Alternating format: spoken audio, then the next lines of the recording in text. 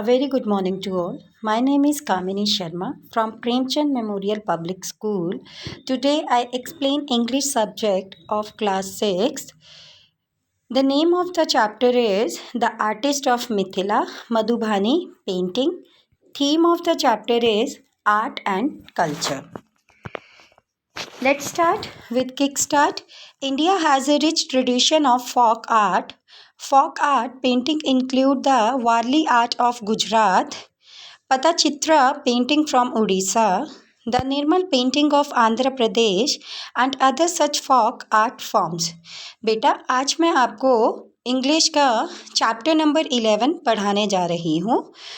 इस चैप्टर में मेनली हमने क्या पढ़ना है कि इंडिया के जो ट्रेडिशन है फोक आर्ट से रिलेटेड उसको हमने डिटेल में पढ़ना है. अब फोक आर्ट में अगर हम बात करें तो अलग अलग जो हमारी हम कह सकते हैं लाइक जैसे गुजरात हो गया या उड़ीसा हो गया वो सब क्या करते हैं अलग अलग वे से पेंटिंग्स को बनाते हैं. अब वो पेंटिंग्स को जो बनाते हैं तो गुजरात में जो है जैसे वारली आर्ट ऑफ गुजरात के नाम पे वो फेमस होता है. उड़ीसा में पताचित्रा के नाम पे फेमस होता है. The Nirmal painting of Andhra Pradesh में निर्मल पेंटिंग होती है and other such folk art forms. और इसके अलावा और भी बहुत सारे आर्ट्स फॉर्म्स जो हैं अलग अलग कंट्रीज़ में बनाई जाती हैं. Madhubani painting also referred to as a Mithila art. अगर हम लोग बात करते हैं मधुबानी पेंटिंग की तो इसको हम लोग मिथिला आर्ट भी कहते हैं. अब इसको मिथिला आर्ट क्यों कहते हैं? As it flourishes in the Mithila region of the Bihar. क्योंकि ये मेनली कहाँ पर बनाई जाती है? बिहार के एक मिथिला रीजन है वहाँ पर ये बनाई जाती है. Is characterised by the line drawing field by a bright colours and contrast और अ पैटर्न. अब इस पेंटिंग में मेनली क्या किया जाता है वो जो पेंटिंग हम लोग बनाते हैं उसमें लाइंस बनाई होती है और उसको कलर फिल करने के लिए कई ब्राइट कलर्स यूज़ करते हैं और कई तरह का कंट्रास्ट पैटर्न बनाया जाता है. So find out more about the art form from this interview with a folk artist. अब इस चैप्टर में मेनली हमने क्या करना है इसी पेंटिंग के बारे में इस आर्ट के बारे में हमने डिटेल में पढ़ना है. एक हमारे इस चैप्टर में फोक आर्टिस्ट है उनका हमने एक इंटरव्यू कंडक्ट किया है जिसमें हम लोग उनसे वही क्वेश्चंस वगैरह पूछकर डिटेल में जानते हैं कि एक्चुअली में ये फोक आर्टिस्ट जो है उन्होंने ये पेंटिंग कैसे की है. So let's start our chapter. अब मैं आपको आपका चैप्टर जो है डिटेल में बता रही हूँ. So you must have drawn and scribbled on a walls with the pencil और crayons specially when no one was looking. बेटा ये सब होता है जैसे अगर हम लोग बात करते हैं तो आपके घर में आपके कोई छोटे भाई बहन होंगे. जब अब छोटे भाई बहन को कोई नहीं देखता है तो मोस्टली वो क्या करते हैं दीवार पर पेंसिल के साथ या स्केच पेन के साथ या क्रेयॉन के साथ कुछ ना कुछ लिखना स्टार्ट कर देते हैं. Well, humans in every ancient time began painting the same way, using the colors from the plants and flowers to paint on cave walls and floors. तो अगर हम लोग बात करते हैं पुराने समय की तो वहाँ पर भी क्या होता था लोग जो थे वो पेंटिंग करते थे. अब तो पेंसिल्स वगैरह आ गई. उस टाइम क्या होता था कि वो जब पेंटिंग करते थे तो पेंटिंग करते समय वो प्लांट्स और फ्लावर्स से पेंट बनाते थे और फिर जो दीवारें होती थी या फ्लोर होते थे उस पर वो कलर करते थे. And they painted so beautifully that this tradition of painting was kept alive sometimes by kings and rich nobles, more often by the common people themselves in their own communities. वो इतने अच्छे ढंग से उसको paint करते थे कि वो इतना सुंदर लगता था. और इवन उस पेंटिंग में क्या होता था कुछ ना कुछ कल्चर कुछ ना कुछ ट्रेडिशंस मतलब जो उनके रीति रिवाज होते थे वो रिप्रेजेंट किए जाते थे. स्पेशली जैसे राजाओं के घर हो गए या जो इंसान बहुत ही ज़्यादा अमीर होते थे तो उन पे जो था उनके घरों को बहुत अच्छे से सजाया जाता था और अलग अलग तरह से कलर किया जाता था.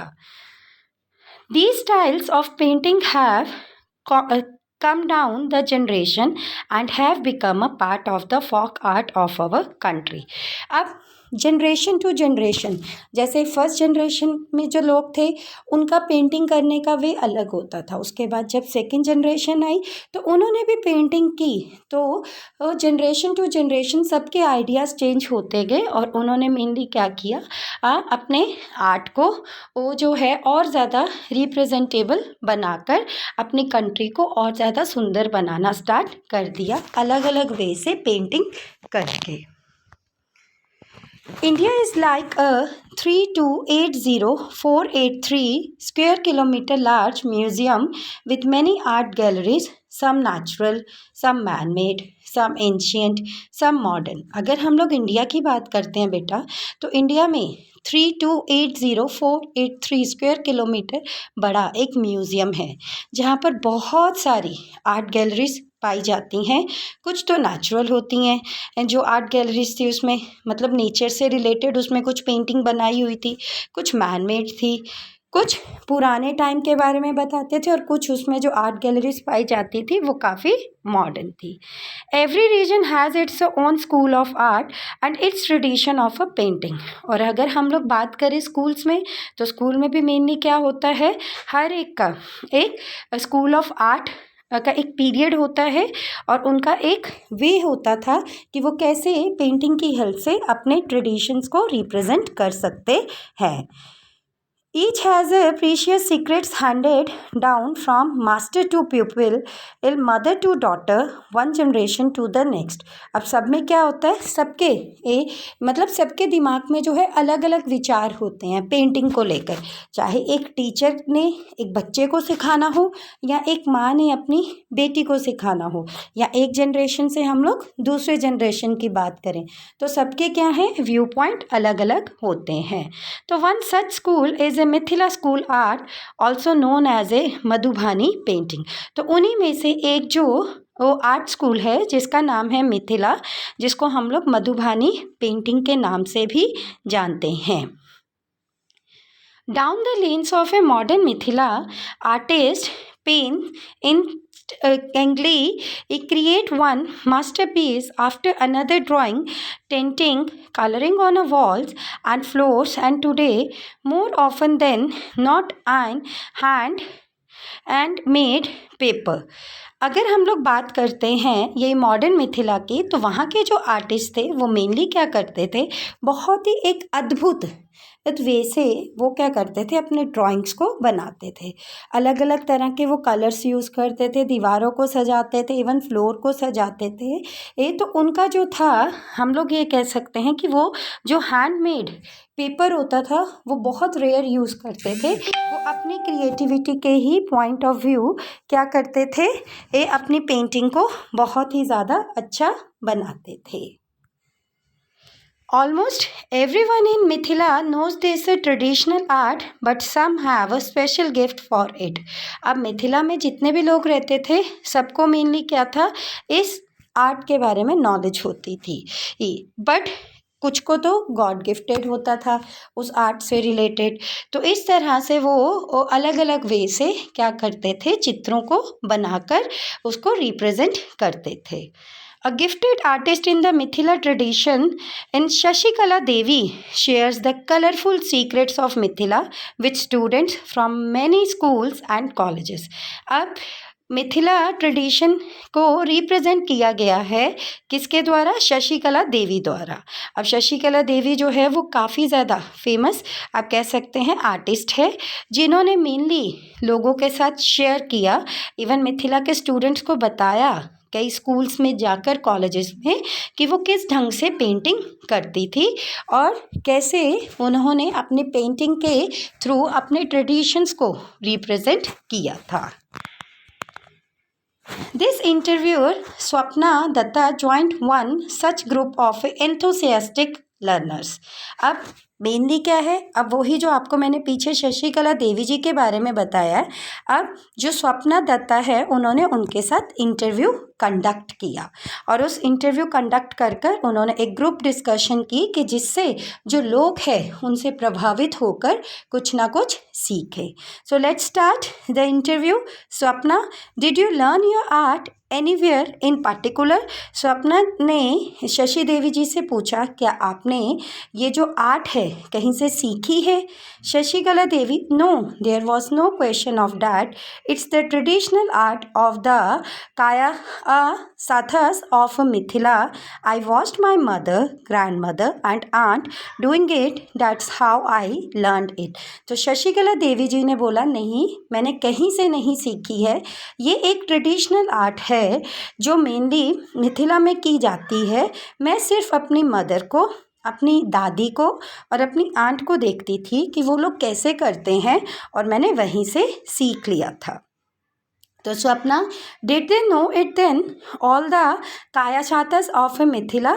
तो स्वप्ना ने पूछा, क्या वो जो आपके मदर, ग्रैंड मदर और आंट है, क्या उनको ये सब आता था, ये कायास्त ऑफ मिथिला के बारे में?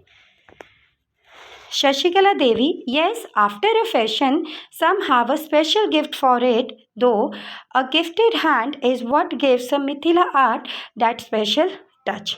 अब शशिकला देवी जी ने कहा, हाँ, क्या था कि वो जैसे कुछ भी पेंटिंग बनाते थे, जैसे जैसे वो कल्चर में जो है वो चीज़ बहुत ज़्यादा फेमस होगी तो नो डाउट वो एक स्पेशल गिफ्ट की तरह तो कंसीडर किया जाता था.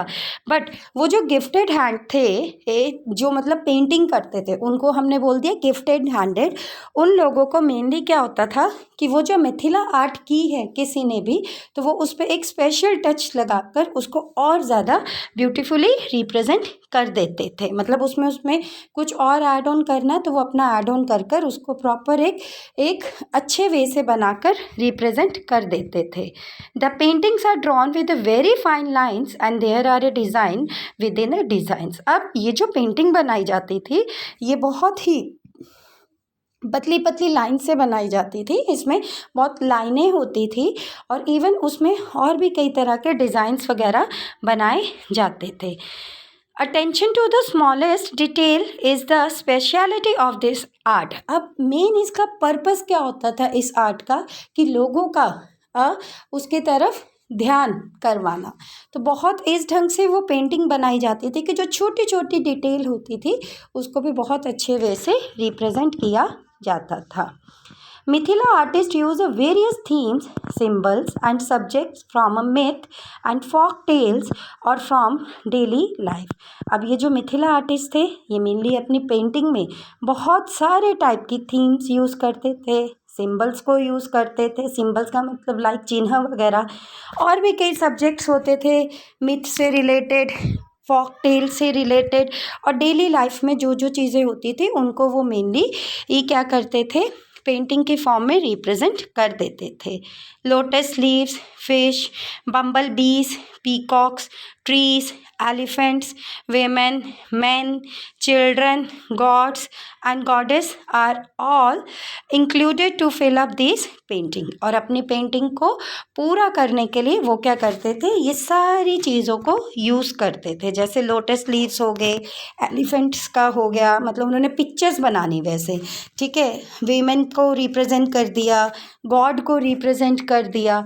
तो इस तरह से वो ये सारे पॉइंट्स को अपने माइंड में कंसीडर कर अपनी पेंटिंग को बहुत अच्छे वे से बनाते थे. See, these are the pictures I have put to painting. ये मैंने 2 पिक्चर्स डाली हैं पेंटिंग की. सी, ये जो फर्स्ट पिक्चर है इसमें इन्होंने गॉड को रिप्रेजेंट किया है. इवन सेकंड पिक्चर में भी मैंने गॉड की ही इमेज डाली है. तो इस तरह से वो लोग पेंटिंग बनाते थे.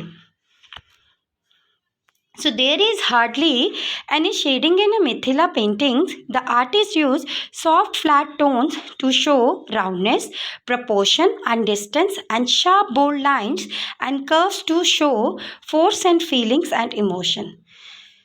ये जो मिथिला में पेंटिंग बनाई जाती थी इसका पर्पस ये नहीं होता था कि जस्ट हमने वो पेंटिंग बना दी है और वो देखने में सुंदर लगे. इस ढंग से वो लोग पेंटिंग कभी नहीं बनाते थे.